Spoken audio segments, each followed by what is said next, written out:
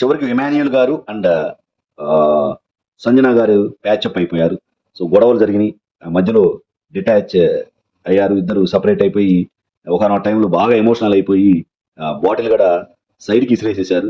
So చివరికి patch up అయ్యారు.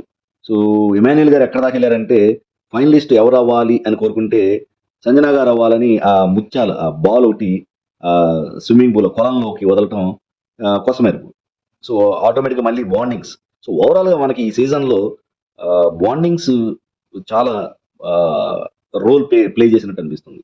So మనకు Kalyan and Tanuja garu, Demon Pavan and Rithu, Emmanuel and Sanjana garu and Bharani garu, Tanuja గారు, దివ్య గారు అండ్ సుమన్ శెట్టి గారి మధ్యలో బాండింగ్. సో ఓవరాల్ ఈ సీజన్ అంతా బాండింగ్స్ మయం.